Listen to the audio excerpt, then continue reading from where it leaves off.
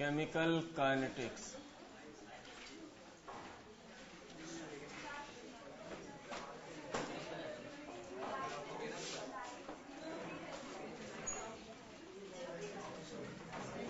Chemical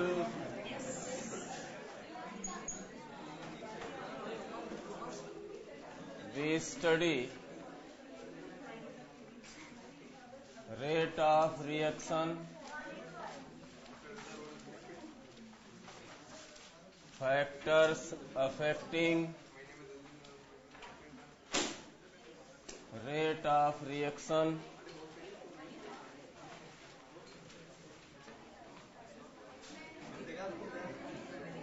and mechanism of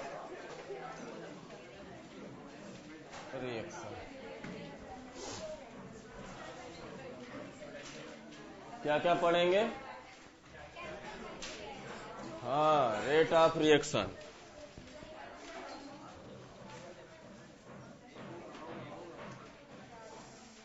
सबसे पहले आएगा rate of reaction. Change in concentration per unit time.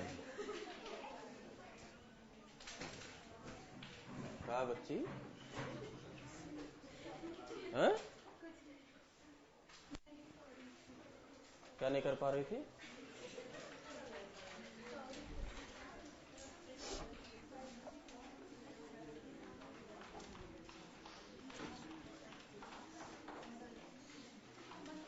चलो,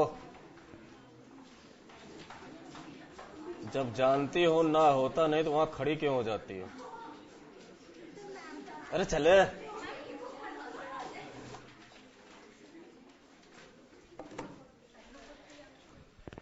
औपचारिकता में 3 मिनट खराब कर दें?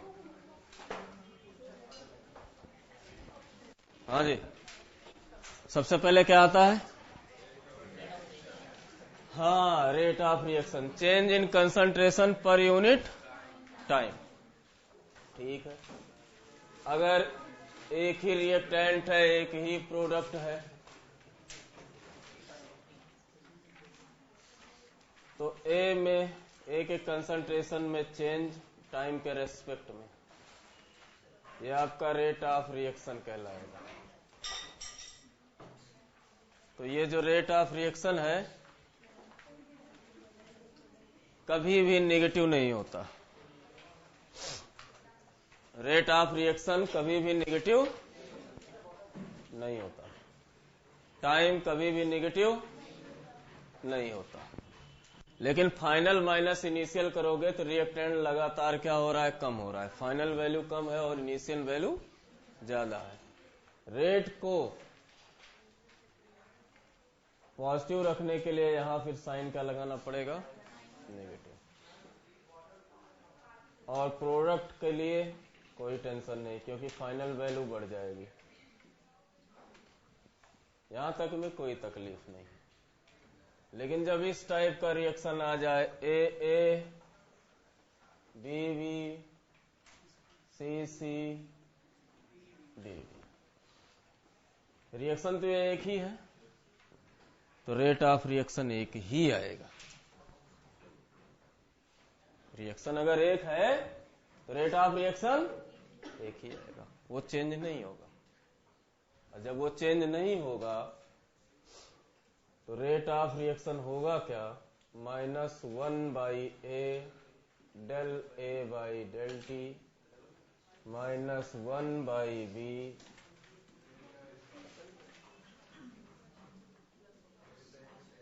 (1/c)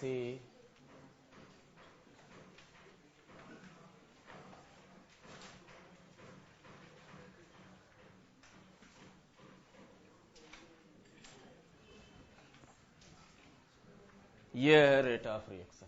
स्टोइकियोमेट्रिक कोफिशिएंट से डिवाइड हो जाएगा। अभी प्रूफ करूंगा कि ये डिवाइड क्यों हो रहा है। वही जो लाइन पहले बोला है उसी लाइन के लिए डिवाइड हो रहा है। क्या बोला है पहले? एक के लिए एक ही रेट ऑफ रिएक्शन होगा। ठीक है ना? और ये इक्वल टू के ए की पावर m और b की पावर n के बराबर होगा, जहां m plus n order of reaction को बताएंगे और ये जरूरी नहीं है कि m प्लस n की वैल्यू a प्लस b के बराबर हो। ये सिर्फ तभी जरूरी है जब वो सिंपल रिएक्शन हो, वन स्टेप रिएक्शन होगा तभी जरूरी है। इसलिए जनरल बात कही जाए तो ये होगा, और नहीं तो हमेशा कब होगा, जब वो रिएक्शन क्या होगा, कॉम्प्लेक्स रिएक्शन। ठीक है, तो ये तो आया रेट ऑफ रिएक्शन। अगर हम ए से डिवाइड ना करें, यानी स्टोइकियोमेट्रिक कोफिशिएंट को इग्नोर कर दें या ना लें, तो minus del A by del T की वैल्यू क्या आएगी, उसे कहेंगे rate of decomposition of A. समझ में आया? और ये वैल्यू होगी, यहां ये वैल्यू क्या थी, रेट कांस्टेंट, यहां ये वैल्यू होगी रेट कांस्टेंट किसके लिए, डिकम्पोजिशन ऑफ ए के लिए। बाकी चीजें वही, ए की पावर और बी की पावर एन। Any doubt?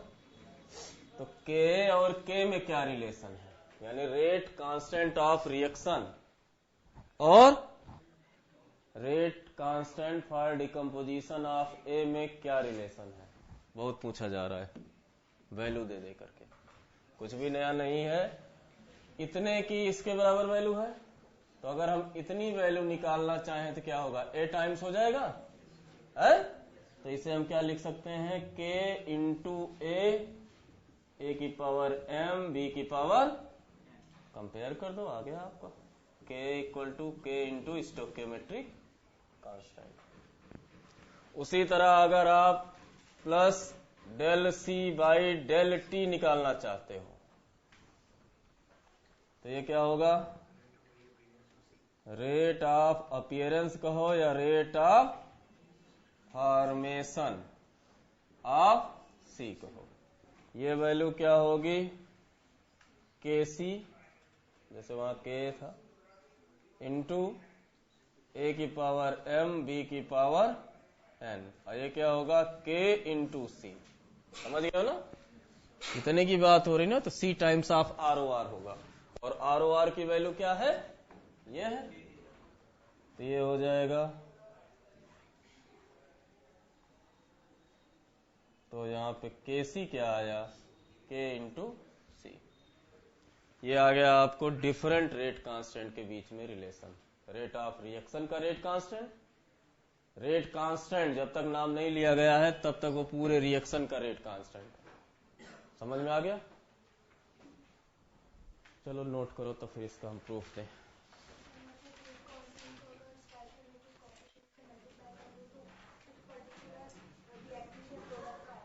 हम्म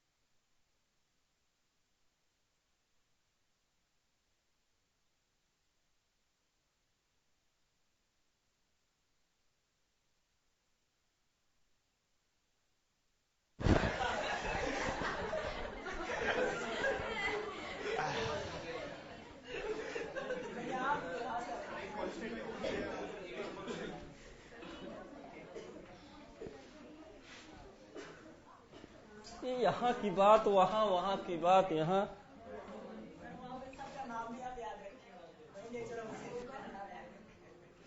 नहीं नहीं, कुछ स्पेशल केस होते हैं, वो नाम याद ही हो जाते हैं।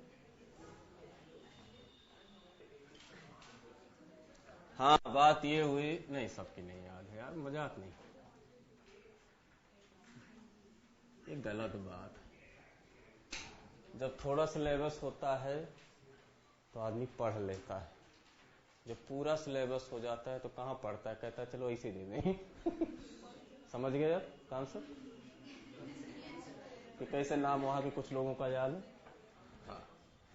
N2 प्लस 3s2 2NH3, ध्यान से समझो, इसका 1 मोल इसके 3 मोल से रिएक्शन करके इसके कितने मोल बना रहा है, 2 मोल। ये तो क्लियर हो गया।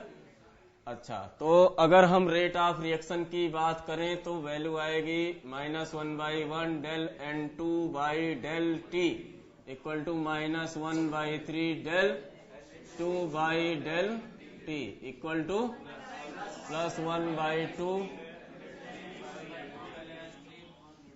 हाँ, अब बात यह है कि हमने इसके 1 लिए, इसके 3 लिए, इसके तब बने ही नहीं थे, इसके 0 हो गए, इसके भी 0 हो गए, तब इसके कितने बन गए, 2।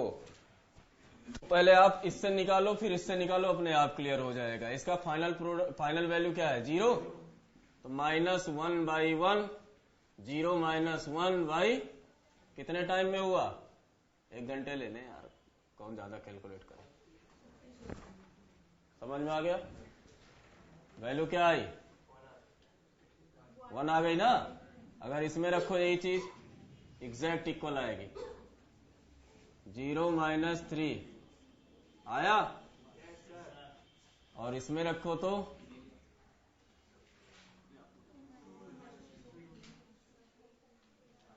आया कि नहीं आया, इसलिए स्टोइकियोमेट्रिक कोफिशिएंट से डिवाइड करना पड़ा था, जिससे ये वैल्यू क्या है सबकी।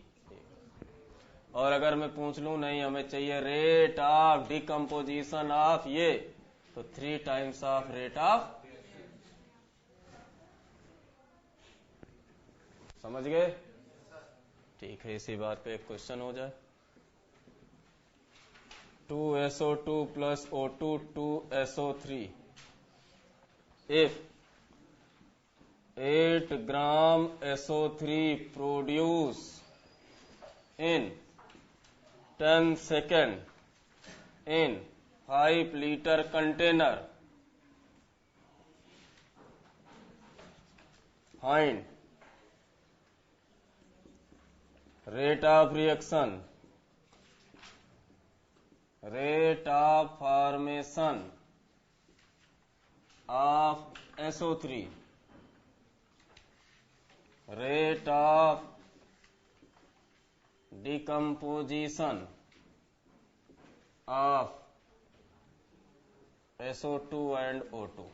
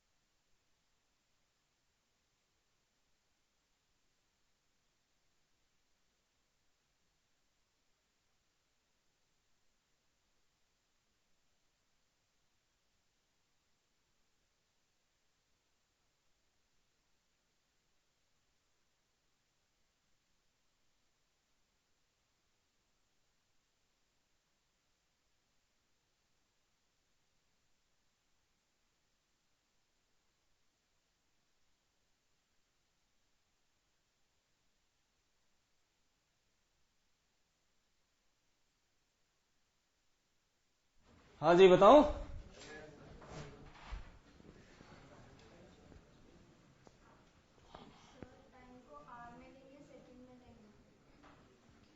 काम घंटे में लिखे हैं, सेकंड लिखे हैं तो क्या और में ले लोगे। आपने ऊपर वाले में तो घंटे में लिया था। इस वाले में अरे तो जैसा रिएक्शन था वैसे लिया।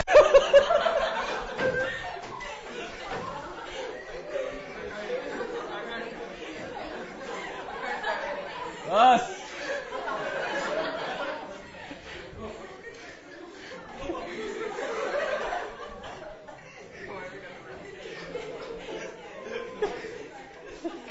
अरे लिख लो भैया यूनिट फिर।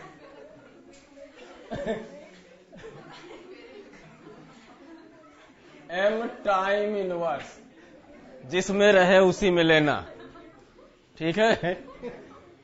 नहीं तो ऑप्शन देख लेना। तो आर ओ आर क्या आया, -1/2।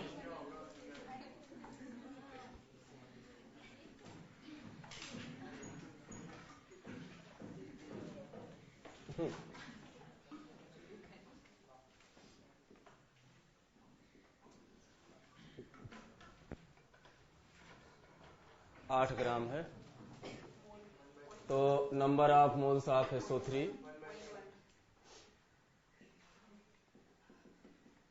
1/10। हाँ SO3 का कंसंट्रेशन 1/10 1/50, ठीक है। कंसंट्रेशन चाहिए 5 लीटर भी हो गया। टाइम कितना है, तो change in concentration per unit time वो कितना आया, 10 सेकंड भी हो गया। क्लियर है, हाँ या ना। ये इतना आ गया, लेकिन हमें क्या चाहिए, हाँ ROR 1/2 del SO3/del T। ये वैल्यू क्या हो जाएगी, m सेकेंड इनवर्स। पहला काम हो गया। अब इसी से आप सारा निकाल दो। तो rate of formation of SO3, यानी अब आपको चाहिए सिर्फ ये चेंज इन कंसंट्रेशन, ये 2 टाइम्स ऑफ ROR होगा, यानी 2 × 10⁻³ दूसरा rate of decomposition of SO2 and O2, ठीक है। तो रेट ऑफ डिकम्पोजिशन यानी माइनस, ये भी 2 टाइम्स ऑफ ROR आएगा, यानी 2 × 10⁻³ और ये क्या होगा।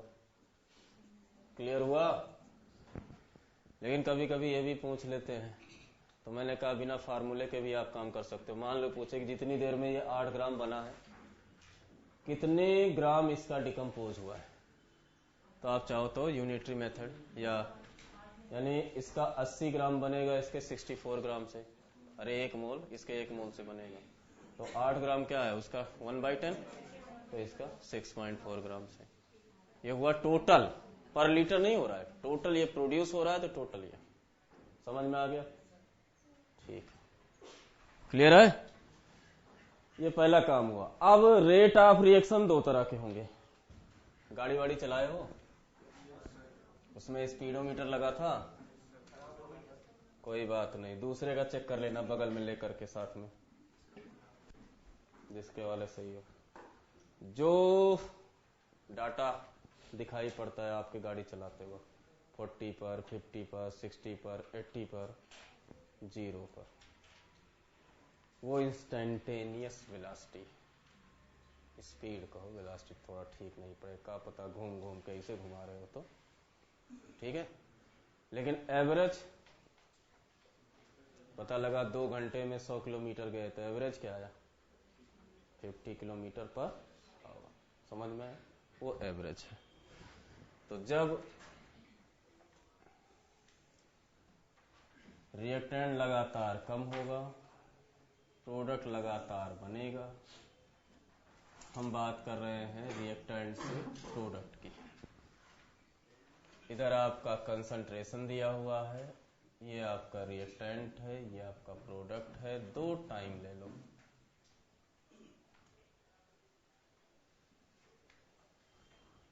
ये T1 टाइम है, ये T2 टाइम है, इधर टाइम दिया हुआ है। तो T1 टाइम पर जहां टच कर रहा है ये P1 हो गया, और ये क्या हो गया R1। ये क्या हुआ है, किसका है ये R2, और ये क्या है T2 प्रोडक्ट का। तो जो एवरेज रेट आ रहा है R2 माइनस R1 अपान T2 माइनस T1, लेकिन R2 की जो वैल्यू है वो कम हो रही है। ध्यान से देखो, कम हो रही है, लेकिन रेट निगेटिव ना हो इसलिए पहले से ही हमने क्या लगा दिया, ये आपका क्या आया एवरेज रेट। और यही रेट ऑफ रिएक्शन भी बन रहा है क्योंकि स्टोइकियोमेट्रिक कोएफिशिएंट मैंने क्या मान रखा है 1।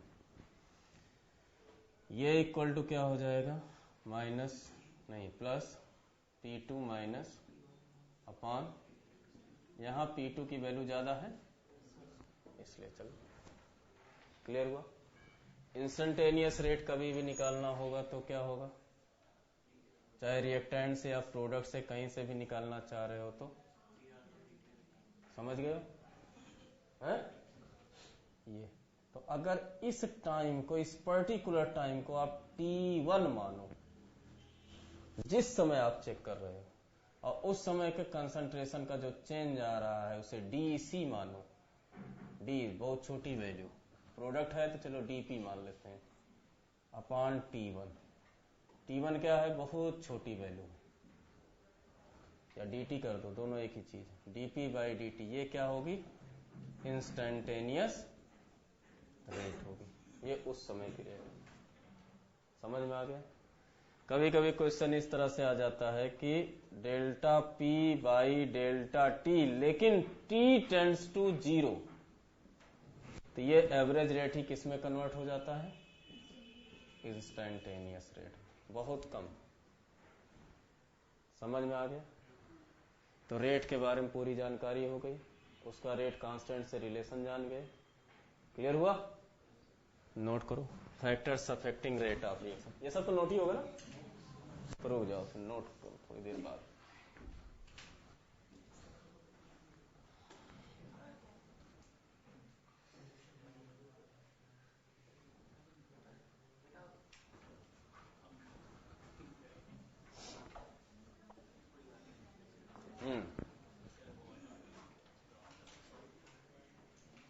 Factors affecting rate of reaction. पहला नेचर ऑफ रिएक्टेंट। रिएक्टेंट तो जानते हो जो आप यूज किए हो रिएक्शन के लिए। अगर आयनिक नेचर का है तो फास्ट है, और अगर कोवैलेंट नेचर का है तो स्लो। क्यों, सही पूछो तो आयनिक में कोई बॉन्ड नहीं होता और सिर्फ अट्रैक्शन रहता है। कोई ऐसी चीज मिलाओ आप कि उससे ज्यादा अट्रैक्शन दूसरी जगह हो जाए, समझ में। तो जैसे ही अट्रैक्शन तो उधर का कम हो जाएगा, दूसरी साइड हो जाएगा, कोई ओवरलैपिंग ऑफ ऑर्बिटल नहीं हुआ रहता, समझ में आ गया। लेकिन इसमें पहले पुराने बॉन्ड ब्रेक करने पड़ेंगे और नए बॉन्ड बनेंगे, जिसमें टाइम लगेगा। दूसरा, rate directly proportional to temperature. वो चाहे एक्सोथर्मिक रिएक्शन हो चाहे एंडोथर्मिक रिएक्शन, कोई मतलब नहीं, rate directly proportional to temperature. और जनरली ये देखा गया है कि R2 बाई R1 यानी रेट, R2 हम क्या मान रहे हैं, rate at T plus 10 degree Celsius और rate at T degree Celsius, ये करीब आया है 2 से 3 के बीच। इसी का नाम है टेम्परेचर कोफिशिएंट, म्यू। ठीक है, हर 10 डिग्री सेल्सियस पर राइज करते हैं तो रेट क्या हो जाता है, 2 टाइम्स कम से कम बढ़ जाता है। जब तक क्वेश्चन में ना दिया जाए कितना मान के चलेंगे, कितना मान के चलेंगे? तो R2 इक्वल टू क्या हो जाएगा, R1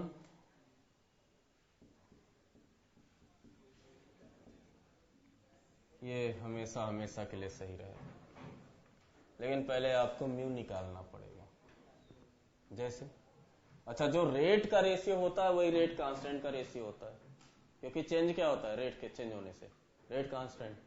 टेम्परेचर चेंज करोगे तो क्या चेंज होता है, वैसे रेट किस पे डिपेंड कर रहा है, रेट कांस्टेंट और कंसंट्रेशन। कंसंट्रेशन हम चेंज नहीं कर रहे हैं तो रेट किसकी वजह से चेंज हो रहा है, रेट कांस्टेंट की वजह से। समझ में? यानी ये आप यहां ये भी लिख सकते हैं। क्लियर हो गया? अगर सिर्फ टेम्परेचर से वेरी करा रहे हो तो क्वेश्चन है rate of reaction at 15 degrees Celsius are. Find rate of reaction at 45 degrees Celsius. Rate of reaction at 20 degrees Celsius are, and at 30 degrees Celsius 2.5 are. Find rate of reaction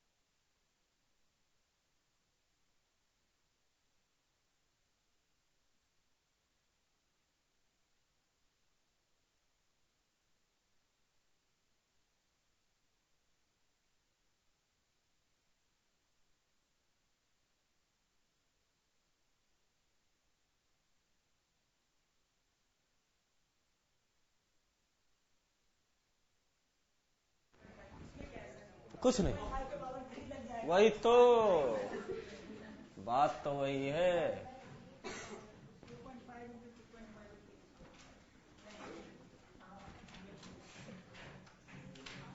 हाँ जी,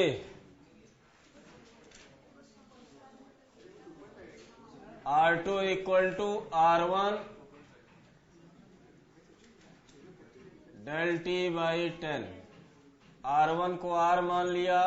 यहां आपको temperature coefficient नहीं दिया तो कितना लिया, और delta T 45 minus 15 30/10 3 हो गया। कितना आया, क्लियर।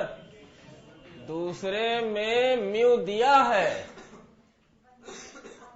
क्यों, R30/R20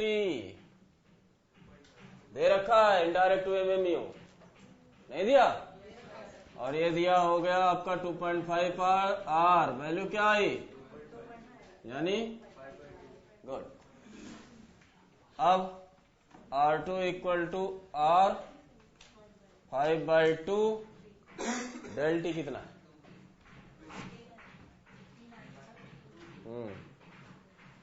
125। यही आया, यही आया, तभी सही है। ये आया समझ में, उसके बाद ये नहीं आया तो बस ठीक है।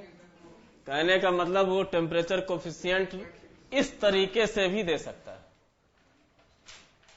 लिखा नहीं टेम्परेचर कोफिशिएंट क्या है, लेकिन 10 डिग्री सेल्सियस के डिफरेंस पे उसने क्या दे रखा है, 2 रेट दे रखा है, या 2 रेट कांस्टेंट दे दे तो भी हम निकाल लेंगे। समझ में आ गया, ठीक है। कहां से कहां भेज रहे हैं, मैंने कहां से कहां भेजा है, तो 3 ही तो आएगा। हाँ देखो कितना बढ़िया बताया। तीसरा, rate directly proportional to surface area.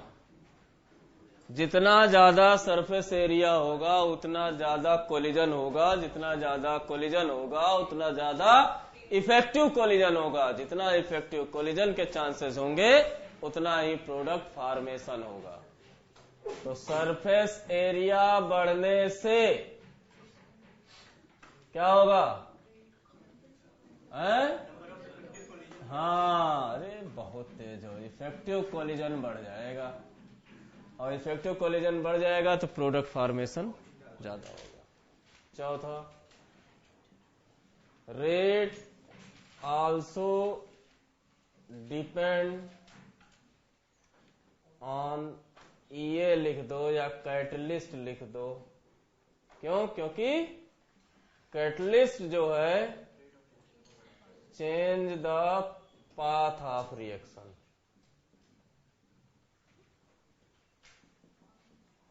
हाँ भैया, पाथ, ये विदाउट कैटलिस्ट है। जो भी एक्टिवेशन एनर्जी है वो ये है इस समय, ये पॉजिटिव कैटलिस्ट मिलाते ही एक्टिवेशन एनर्जी कम हो जाएगी, नेगेटिव कैटलिस्ट मिलाते ही एक्टिवेशन एनर्जी ज्यादा हो जाएगी। तो नेगेटिव है तो ये ज्यादा हो गया, इसलिए रेट कम हो जाएगा, और पॉजिटिव कैटलिस्ट मिलाया इसलिए ये कम हो गया और रेट बढ़ गया। इधर पोटेंशियल एनर्जी, इधर टाइम या reaction coordinate. Any doubt?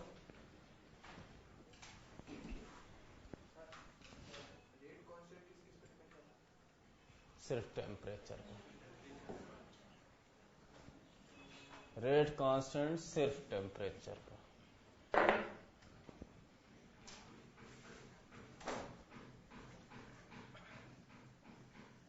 Rate also depend on nature of solvent. मान लिया आपने 2 डिग्री एल्किल हैलाइड लिया, न्यूक्लियोफाइल डाला, एक्वस NaOH डाला। ये साफ बता रहा है कि प्रोटिक सॉल्वेंट है, तो किस पे जाएगा? ये शायद दिया भी था टेस्ट में इस टाइप का। तो यहां रेट सिर्फ किस पे डिपेंड करेगा, है ना? और यहां दोनों पे डिपेंड करेगा। हाँ वही न्यूक्लियोफाइल। तो सॉल्वेंट के नेचर से भी रेट चेंज हो रहा है। यहां दोनों का दो दो गुना कर दो, 2 टाइम्स कर दो, फिर भी रेट 2 टाइम्स होगा। और यहां समझ में आ गया? तो rate depend upon nature of solvent. Clear हुआ?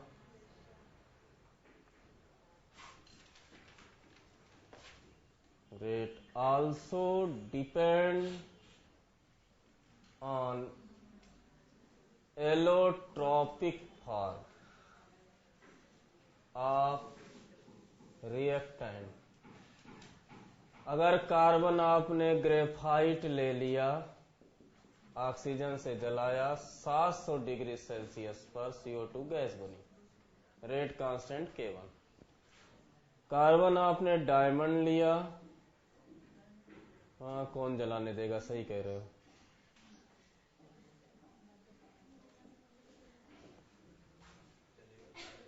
नहीं जल जाएगा, ऐसी बात नहीं। 700 डिग्री सेल्सियस में रेट K2 है, K1 बड़ा होगा किससे?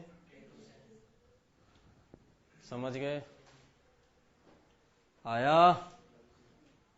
तो डिपेंडेंसी आप जान गए। अगला क्या है? क्या क्या पढ़ना था रे केमिकल काइनेटिक्स में? रेट पढ़ लिए, फैक्टर्स अफेक्टिंग रेट पढ़ लिए, मैकेनिज्म पढ़ो और चैप्टर। अभी मैकेनिज्म भी पढ़ा देता हूं, जल्दी करो।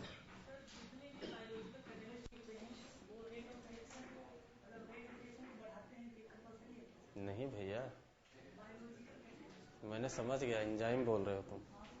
38 डिग्री सेल्सियस तक बस, इसके बाद नीचे आ जाएंगे। ठीक,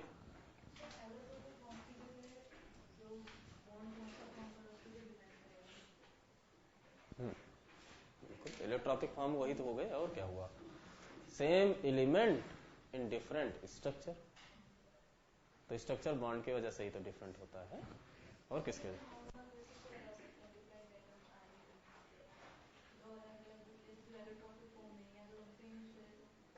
तो कई फैक्टर काम करेंगे, BD सबसे पहले देखेंगे, और उसके बाद में उसके साथ उसका रिएक्शन देखेंगे। सबसे पहले तो BD वो टूट गया, अब रिएक्शन के लिए अवेलेबल है, लेकिन बना हुआ बॉन्ड किससे ज्यादा स्ट्रांग हो रहा है, तो प्रोडक्ट फॉर्मेशन भी देखेंगे।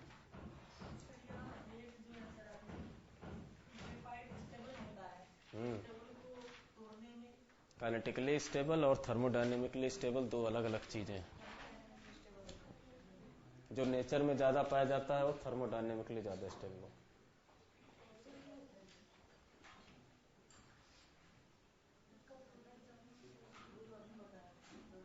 डायमंड बना कैसे मालूम चला? बस वही एक रीजन है। तो जब तक उतना रिवर्सिबल में नहीं प्रोवाइड करोगे, टूटेगा कैसे? समझ गए? ये तो जानते हो ना, कोयले के खान से डायमंड मिलता है। हाँ, तो बहुत हाई प्रेशर, बहुत हाई टेम्परेचर, तब जाके बना। दूसरी चीज, ग्रेफाइट के बारे में अगर हम बात करें तो 2 लेयर के बीच में पाई इलेक्ट्रॉन का क्लाउड होता है, एक लेयर। तो हम उस लेयर को हटा सकते हैं, लेकिन डायमंड में कभी इस तरह की लेयर नहीं होती। तो पहले वहां से ब्रेक होता, वहां से ब्रेक हुआ, ऊपर वाले से ब्रेक हुआ, तब वो अवेलेबल हो गया रिएक्शन के लिए। क्या हो गई? फ्री बैलेंसी अवेलेबल हो गई रिएक्शन के लिए। डायमंड में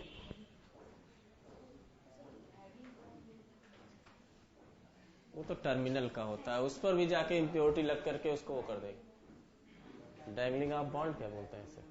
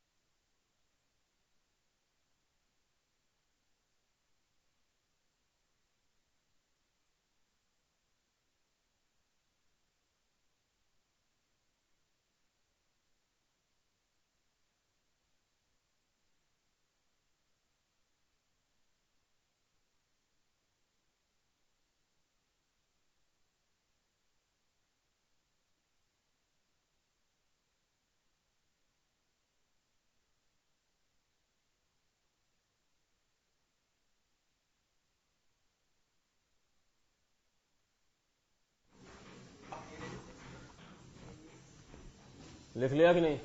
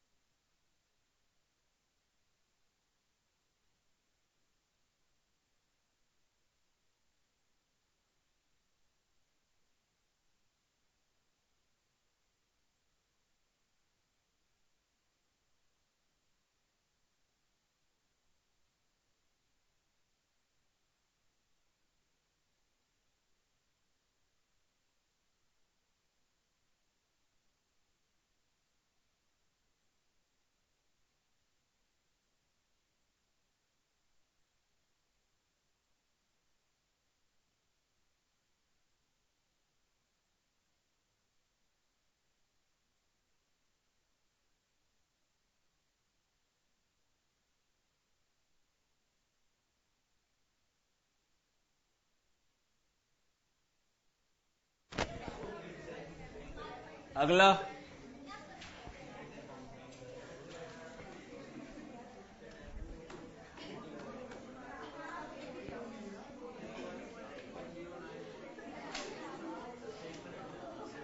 रेट लॉ। ये क्या है? ये है रिलेशन बिटवीन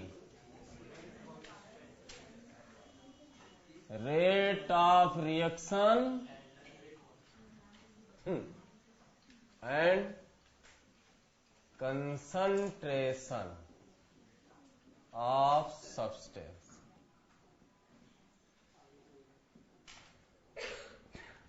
अगर आपके पास ये रिएक्शन है, रेट के ए की पावर m b की power n m plus n क्या है? Order of reaction. कैन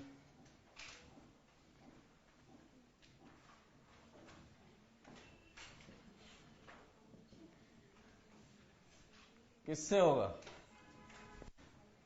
जब आपको मैकेनिज्म मालूम हो तो, यानी एक्सपेरिमेंट। हाँ, कैसे होगा वो अभी बताते हैं।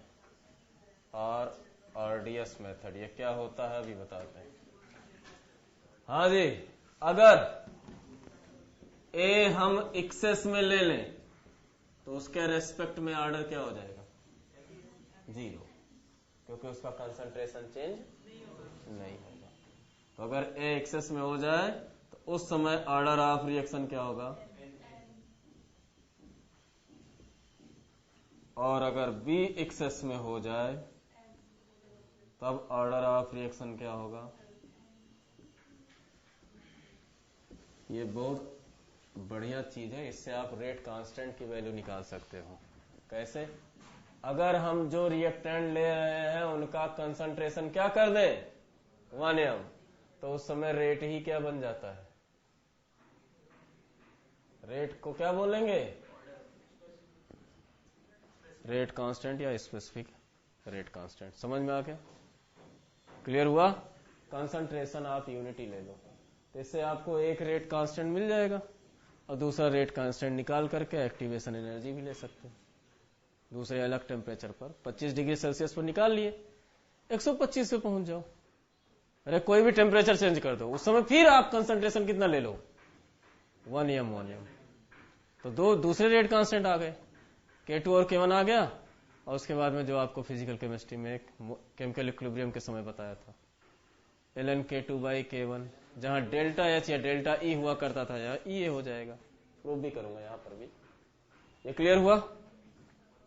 अच्छा, इसमें जो ये लिखा है कि एक्सपेरिमेंट ओनली या आरडीएस मेथड, ये होता क्या है वो भी यही निपट लो। RDS method, rate determining step method.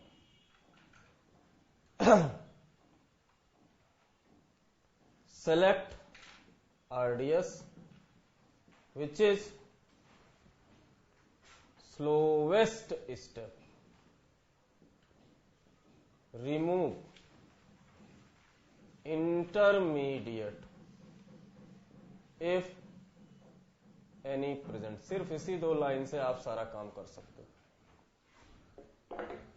इसके लिए आपको रिएक्शन दिया जाएगा, उसकी मैकेनिज्म दी जाएगी, और उससे आप ऑर्डर निकाल सकते हैं। तो जो लिखा था कि A plus B M plus N नहीं होते, वही प्रूफ होने चल रहा है। रिएक्शन है 2O3 से 3O2 बन रहा है। इसका जो मैकेनिज्म दिया हुआ है O3 O2 प्लस O, दूसरा O3 इस ऑक्सीजन से रिएक्शन करके 2O2 बना रहा है। ये के इक्विलिब्रियम, ये फास्ट है। फास्ट तभी हो सकता है जब एक्टिवेशन एनर्जी, और ये स्लो है, और स्लो तभी हो सकता है जब एक्टिवेशन एनर्जी, ठीक है। तो इन दोनों में से स्लो स्टेप कौन सा है? तो रेट क्या आएगा? रेट भी पूछ सकता है, या -1/2 ये पूछ सकता है, या +1/3 ये पूछ सकता है। तो इसमें से चाहे जो पूछे, या रेट ला पूछ सकता है, आंसर एक ही आएगा। रेट पूछे, ये पूछे, ये वही होगा ये इसके टर्म में, या रेट ला क्या है, वही जो आप निकालते हो रेट, ये तो रेट ला है। समझ में आ गया? तो आप क्या करोगे? पहले रेट किस चीज पर डिपेंड किया? स्लोवेस्ट स्टेप का रेट कांस्टेंट और उसका रिएक्टेंट। इसमें वही इंटरमीडिएट होता है जो मेन रिएक्शन में ना हो। ना तो O3 इंटरमीडिएट है, ना O2 इंटरमीडिएट है, तो बचा कौन? तो जो है, अगर वो बचा हुआ है तब दूसरी लाइन का यूज करेंगे, अगर नहीं है तो सिर्फ इसी में ही आ गया आपका ऑर्डर ऑफ रिएक्शन। तो ये आपका इस समय किसका काम कर रहा है? अब इस इंटरमीडिएट को यहां के हेल्प से निकालो। तो K equilibrium equal to O2O upon, इसलिए O के इक्विलिब्रियम, ये वैल्यू उठा करके यहां रखो। तो रेट क्या आया?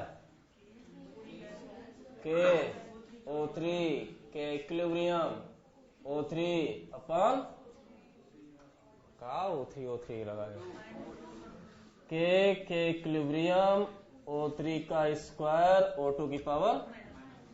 यहीं से आपको कई चीजें मैं बताना चाह रहा हूं, यानी ऑर्डर ऑफ रिएक्शन नेगेटिव भी हो सकता है। ऑर्डर ऑफ रिएक्शन फर्स्ट है इस समय, टोटल फर्स्ट ऑर्डर 2 + -1, तो ऑर्डर ऑफ रिएक्शन नेगेटिव भी हो सकता है, ऑर्डर ऑफ रिएक्शन पॉजिटिव भी हो सकता है, फ्रैक्शन नेगेटिव कुछ भी हो सकता है, 0 हो सकता है, ठीक है। इसलिए कहा गया एक्सपेरिमेंट ओनली, ये एक्सपेरिमेंट तो ये देंगे तब आप बता सकते हो। और ये कहाँ दिया जाता है? कॉम्प्लेक्स रिएक्शन में। सिंपल रिएक्शन में देने की जरूरत ही नहीं होती। क्यों? वो ही जो दिख रहा है वही है, नोट करो।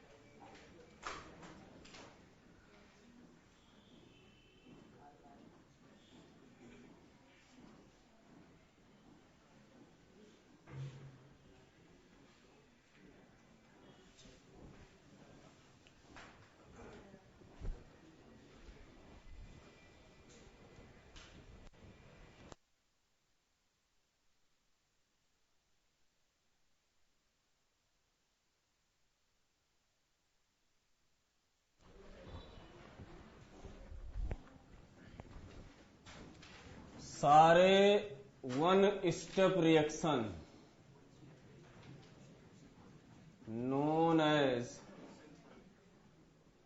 सिंपल रिएक्शन या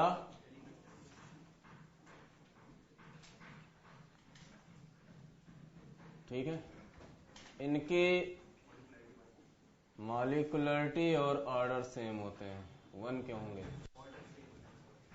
ठीक है, इनकी मॉलिक्युलरिटी और ऑर्डर सेम होंगे, सिर्फ एक ट्रांजिशन स्टेट होगा, कोई इंटरमीडिएट नहीं होगा। बोलो।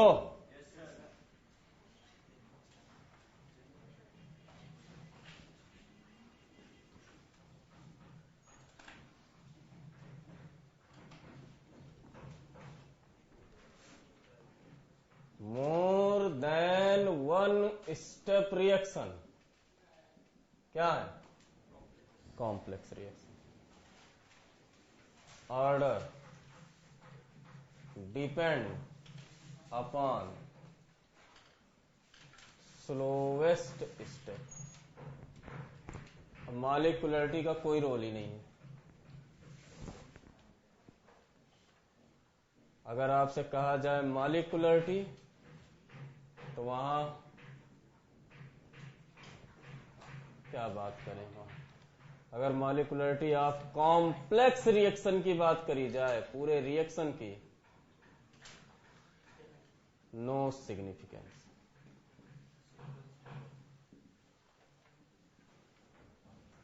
But each step has its own molecularity. क्यों? क्योंकि हर स्टेप को फिर आप क्या मानोगे? सिंपल या elementary reaction.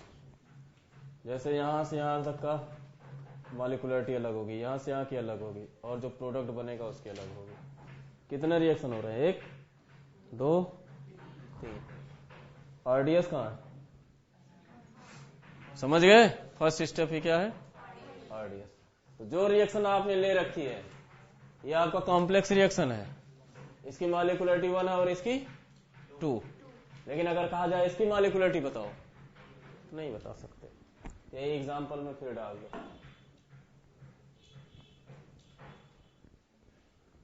Order of reaction क्या आया था इसका?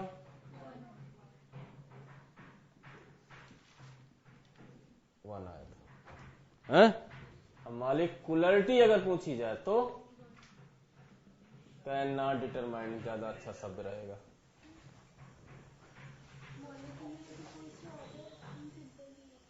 ये सिंपल तुम्हें दिख रहा है? हैं? लेकिन इसकी मॉलिक्युलरिटी और इसकी, समझ गए? अगला एग्जांपल ले सकते हो। 2H2O2 से इसमें पहले H2O2 टूटता है, किस में जाता है? O में। वो H2O2 से रिएक्शन करता है, फिर ये स्लो होता है, ये फास्ट होता है, ये इसकी मैकेनिज्म है। तो अगर रेट की बात करोगे तो क्या आएगा? K into H2O2। ऑर्डर 1 आ गया। मॉलिक्युलरिटी इसकी नहीं निकाल सकते, लेकिन इसकी 1 और इसकी, तो हर एक इसी मतलब इसका जो स्टेप है वो एलिमेंट्री रिएक्शन की तरह कंसीडर करोगे, तब तो मॉलिक्युलरिटी निकाल सकते हो। यानी मॉलिक्युलरिटी आप सिर्फ यहां से आके निकाल रहे हो, मॉलिक्युलरिटी सिर्फ यहां से आके निकाल रहे हो। समझ में आ गया? क्लियर हो गया? जैसे घर पहुंचते हो तो कहा जाता है किससे आए? ट्रेन से गए होते हो तो कहते हो ट्रेन से, प्लेन से गए होते तो कहते हो प्लेन से। लेकिन ध्यान से देखोगे तो सिर्फ ट्रेन या प्लेन का इस्तेमाल नहीं किया। Complex reaction. सोचो, पता चल जाएगा। आपने उसकी बात की जिसमें एक्टिवेशन एनर्जी ज्यादा लगी। नहीं आया? धन्यवाद। हाँ, पैसे वाली चीज तो बहुत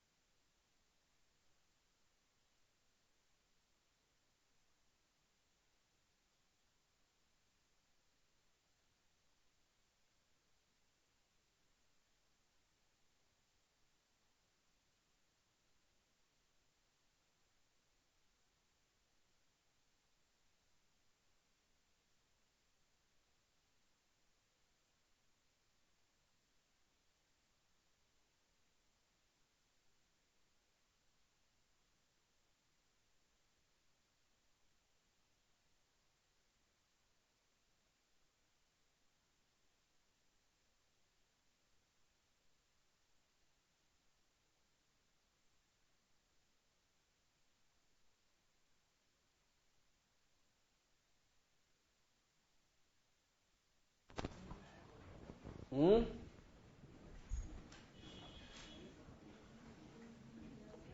मॉलिक्यूलरिटी में आप क्या जान गए? ये मोर देन वन स्टेप रिएक्शन है। यहां ट्रांजिशन स्टेट भी होगा और इंटरमीडिएट भी होंगे, है ना। अब very slow reaction, very fast reaction या फास्ट कह सकते हैं, और मॉडरेट, ये टाइम ऑफ कंप्लीशन से। वेरी स्लो हुए होंगे जिनका time of completion few month या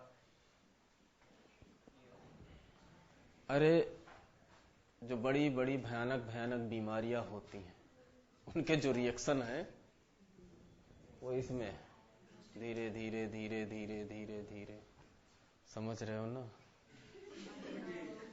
मैंने तुम्हें कुछ कहा? मैंने कहा वेरी स्लो के बारे में।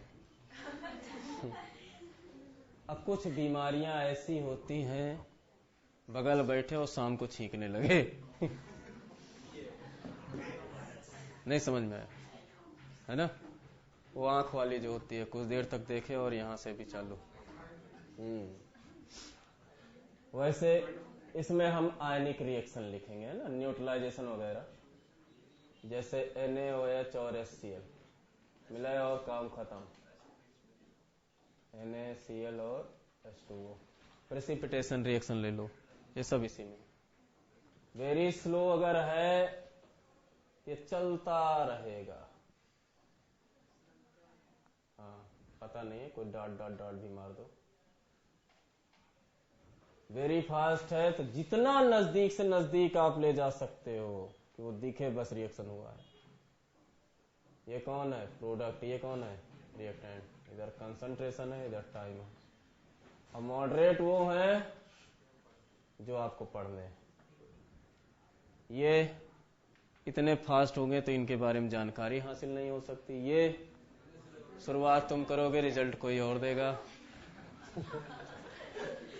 समझ रहे हो ना। यही है जिससे केमिस्ट्री बनी है। नहीं, मैक्सिमम रिएक्शन आप इसी का हाँ ले लो, कोई भी ले लो, जो हम लोग पढ़ेंगे उन रिएक्शनों में से किसी का भी ले लो। टाइम ऑफ कंप्लीशन के हिसाब से हो गया। पहन लो, बहुत बुरे लग रहे हो।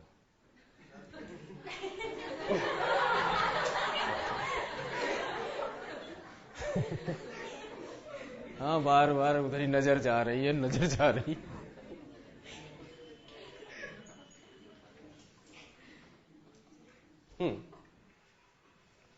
अब अगली हेडिंग है मॉलिक्यूलरिटी। कल ओके।